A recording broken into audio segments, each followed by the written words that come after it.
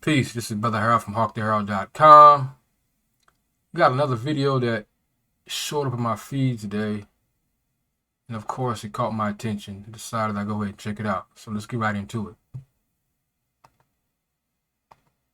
It's supposed to be on Fox. But shout out to this mother, man, because she went straight. And this is sad because no way in hell I'm supposed to see this story the first time on Instagram. It's supposed to be on CNN. It's supposed to be on Fox. But shout out to this mother, man, because she went straight to Instagram and posted the whole story and it went viral. And I'm going to show y'all, before she posted that, the school was trying to cover it up. After she posted that, they switched up their story.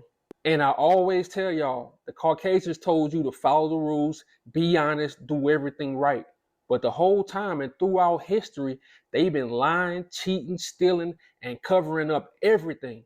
And it's starting to feel like the word investigate means to cover up more. They need more time to cover up the real story. But let's get right into this story because this shit is crazy. The principal of Barnhart Elementary School in Charles County, Maryland, said two students were horseplaying in the school bathroom when one student's jacket got caught on the star door hook. Now, when it comes to Caucasian people, you have to watch for wording because that's how they try to trick people. That's how they try to make you feel like, oh, it wasn't a big deal. The wording with them is so important because that's how they try to finesse people with wording. They said there was horseplaying, but he went to the doctor and the doctor said he had a neck contusion. And this is what a neck contusion is. A neck contusion, also known as a bruise, is an injury to the skin and tissue of the neck. It occurs when small blood vessels under the skin break due to an impact or a direct blow, causing bleeding and discoloration. So how is direct blows a neck contusion? How is that horseplaying? And like I told y'all earlier, right after she made her Instagram post, they said, oh, now it's an investigation. At first it was horseplaying. Then when she made her post, it was investigation. That's why I say social media is very important, man, because these people will run off and say anything. Just imagine before social media, just imagine what they was lying about. And as soon as she got word of it, this was her Instagram post, the mother. November 15th, 2024, my son who attends a school in Charles County has experienced something no child should have never in life experienced. My child, who is a second grader, was hung in the boys' bathroom by a fourth grader. I received the most traumatizing phone call from the school stating that my son was rushed to the Children's Hospital in NW. The principal went into the bathroom and found my baby foaming out the mouth and unconscious. I walked into the trauma room with 8 to 10 doctors surrounding my son. This is the most heartbreaking and traumatizing situation my family has ever been in. Although I'm not the one to bring my personal life onto social media, however, social media has been a big platform, and this is a story I want told to bring awareness. So first of all, shout out to this mother, man, because you got a lot of people who will be scared. You got a lot of people who will be scared of retaliation. You got a lot of people that wouldn't post that on their social media. She told the truth. And like I always tell y'all, when something first happens and your gut feeling tell you what it is, that's what it is. She knew what it was. When the doctors told her, oh, her son was hung, she know that was the right thing. They wouldn't harsh plan. Your gut will always tell you what the truth is. And when it instantly happened, see, the school said it was horseplaying because they didn't expect her to make that post. They didn't expect her to tell the world what happened. And then it went viral. And like I said, this wasn't horseplaying. This was attempted murder. And then the fourth grader had the nerve to tell her son while he was doing it. He said, I'm going to show you how I did people back in the day. So imagine who he learned that from. Where's his parents? Why, when all this stuff happens, we never hear about the other kid and we never see their parents? Their parents never say anything. They don't apologize. They don't say nothing. This is what the principal said. Two of our students were reportedly horseplaying in the school bathroom when one student's jacket got caught on the star door hook. The student was not able to free themselves, and the other student involved was also not able to help. The student went to seek help due to privacy reasons. I am not able to share any additional details with you. So catch that last part. They can't share details, but they just told us what happened. No, you can't tell the truth. You just using that to cover up. And now you have to stick with that lie. Now you have to stick with your first story, knowing you were just using that to cover up what really happened. Because he probably wasn't the only one. It probably was other students also. And like I always tell you, all these people are on the same team. The teachers, the Of course, this slave master's children. This is what the Honorable Minister Louis Farrakhan has been telling us for years, as well as his teacher, the Most Honorable Elijah Muhammad. Telling you for years, he's been warning us for years that we can't trust the slave master's children. We cannot live amongst the slave master's children in peace at all. This is something that we should have known. I mean, this whole time we've been amongst him, we've known that we cannot live amongst him in peace. This is why our people have been protesting and seeking justice our whole sojourn here in America. We're not going to get justice from them. We're not going to get honesty from them. Anything that happens to us when it comes from the slave master children, they're going to try to cover it up and try to justify it. Should have been listening to the man that has been in our midst, or that is in our midst, the Honorable Minister Louis Farrakhan. I'm warning you. You have not been listening. Now you're seeing, you're experiencing these for yourself. And thank Allah for social media, because of social media, what's being done and has continued to go on in darkness has been brought to the light. These kind of actions have always been going on, but because of social media, they can't hide it anymore. We're able to see it now. Without social media, what is isolated incidents are now national incidents because of social media. If it wasn't for social media, something like we would even know about things that is like this that is going on in each one of these counties and cities and towns and states. So only thing we would think that something happened in our city, just some isolated incident. But now that we're able to see, because of social media, everything that is going on. I hope now that our people will listen to the minister. He has not been making this up. The Most Honorable Elijah Muhammad has not been making this up. He warned you. He's been telling you about the nature of our enemy. This is his nature. He can't help it. This is why we teach separation in the Nation of Islam. And we teach that separation is the only solution for our problem. We can't live amongst them in peace. We've seen it. We've experienced it for over 400 years and continue to experience it.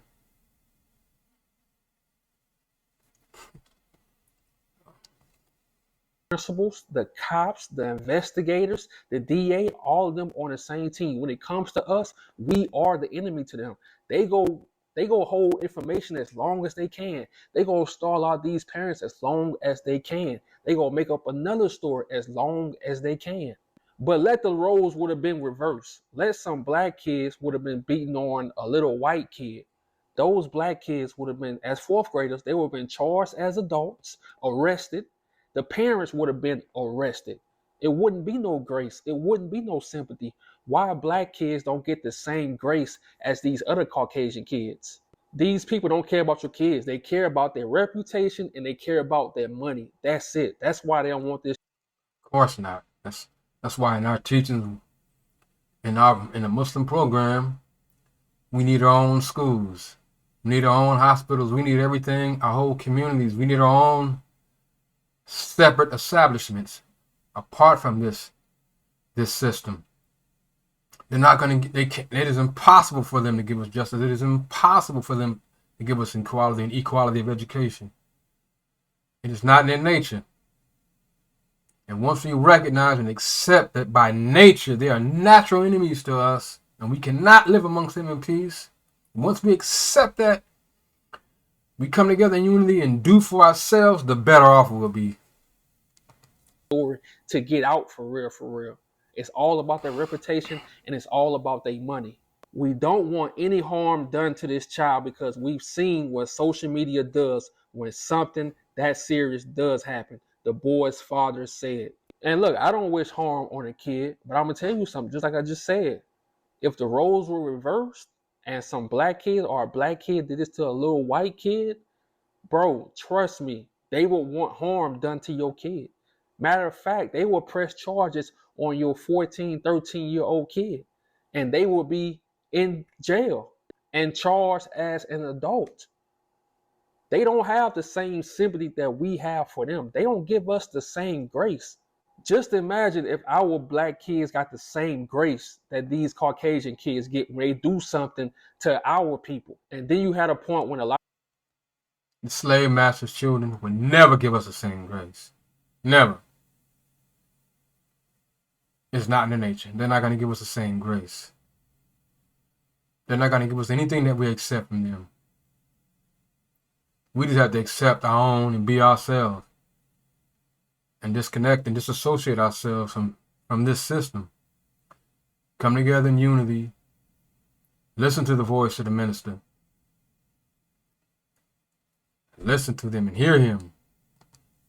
parents and a lot of other kids, they was going to protest, but the parents called it off. But when I saw the video, it was one parent that said something so real. This is what she said. When things take place like this, why is it covered up? And I kept hearing people say, oh, we don't want it to get out there. Oh, we don't want people to think that this is a bad school. No, you have to expose stuff like this, because imagine how many other Caucasian kids think like this. Imagine how many other kids are racist because of their parents. Imagine what other stuff goes on in this school that you don't know about. See, these people use guilt on us. If we tell the truth or we expose them, they try to make us feel guilty. Man, look, we don't have nothing to feel guilty about. These people, it runs in their blood. That's how they are. It goes from them, their grandparents, to their kids. The little boy said, I'm going to do you the same way I It's in their nature. It's their nature. It's who they are by nature. People back in the day. Who you think he heard that from? It's in their blood. She said her son had blood vessels popping out of his eyes. His neck was bruised. And every time she tried to talk to him about it, he started crying.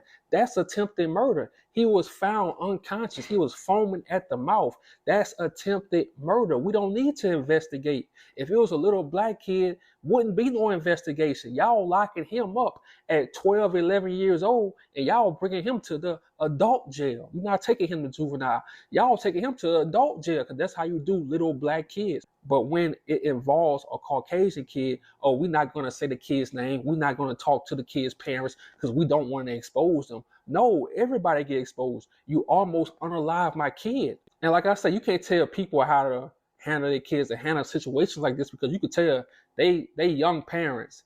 So I'm just glad that she brought this to Instagram, man. So shout out to that mother. And I went to that Instagram page so I can pull up the principle. And this is the principle. Like I say, on this channel, we go hold Caucasian people accountable because they like to cover up things and try to move along fast.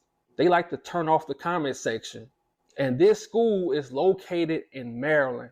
But like I said, we can't cover stuff like this up because that young boy, that fourth grader that told him, I'm going to do you how I used to do people back in the day. If when he grows up, he gonna teach his kids the same thing. The mom said she couldn't sleep.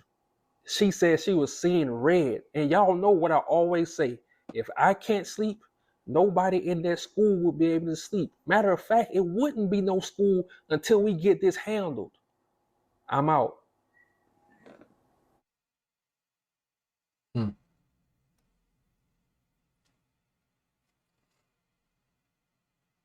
So, when y'all gonna listen to the minister? This whole time you're thinking that everything he's been saying and saying to us is a figment of his imagination. He's making this up. This is why the Most High Elijah Muhammad teaches us, as taught, through the Honorable Minister Louis Farrakhan that separation is the only solution. It is the answer to our almost 500-year-old problem. It's the only answer. It's the only solution. We need to separate and do for self. You want to know more? Go to your local mosque or study groups. Look for the Nation of Islam. Look for those brothers that you see out there on the corner and in those communities with the Final Call newspaper. Come on and join on to your own. Every Sunday, 10 o'clock. Come on out. And tell them Brother Harold sent you. And once again, please like and subscribe. Peace.